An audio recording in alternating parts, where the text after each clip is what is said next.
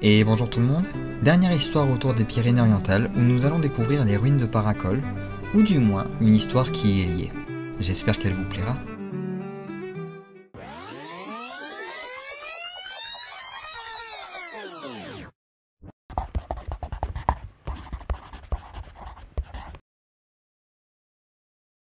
Comme de coutume dans nos histoires, les amours brisés sont souvent assez représentés.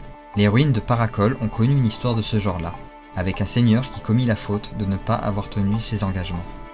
Au temps des chevaliers, loin de notre ère, les alentours de Paracol accueillirent une devineresse du nom de Guillerma et sa fille venue de loin. Leurs routes ne tardèrent pas à croiser le baron Guillaume Bernard de Paracol, qui tomba éperdument amoureux de la fille.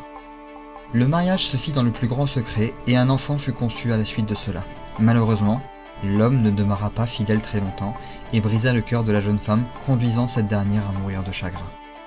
On ne revit plus Guillerma et l'enfant dès lors, partis sans se retourner, et le baron finit par épouser, en grande pompe cette fois, Aldoncia, la fille du baron de Damanova. Les réjouissances furent cependant brisées par l'arrivée impromptue de Guillerma. Elle maudit le couple, maudit leur avenir tout en présentant l'enfant de Guillaume, son véritable héritier, invoquant les cieux eux-mêmes comme bourreaux de sa sentence avant de repartir. La vie reprit dès lors, offrant 2 beaux enfants au baron Guillaume Bernard. Mais c'était sans compter sur un assaut de brigands qui mirent le château de Paracol à mal. Le seigneur, au détour d'une garde, prit en flagrant délit un soldat qui conspirait avec l'ennemi et reconnut alors Guillerma, qui était parvenu à vivre discrètement dans son propre château, se faisant passer pour un homme. Elle avait attiré l'ennemi à sa porte avec un plan ourdi sur plusieurs années. La femme subit alors un interrogatoire, l'homme voulant savoir quel était son plan. Elle avoua avoir empoisonné le fils qu'il avait eu avec Aldoncia, de même qu'elle lui confirma que son premier fils, devenu homme, resterait hors de sa portée.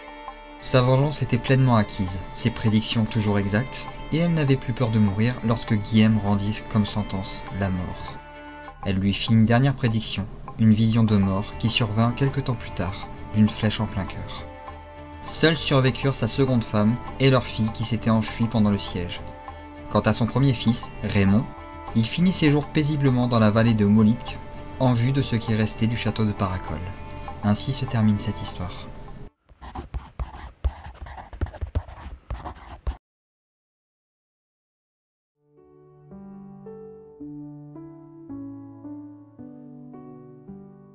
Voilà comment se termine cette série de vidéos, disons, qui se sera peut-être fait un petit peu plus attendre. J'espère quand même qu'elles vous ont plu et que vous avez passé un bon moment devant, et que essentiellement le nouveau format vous plaît. Personnellement, j'ai bien aimé l'histoire du meunier, simple mais assez efficace, qui nous rappelle que le temps file et qu'il faut en profiter pour faire tout ce que nous avons à cœur d'accomplir. Quoi qu'il en soit, je vous retrouve dans la semaine, si le temps me le permet, pour une nouvelle fable, et bientôt une nouvelle histoire qu'on regardera ensemble.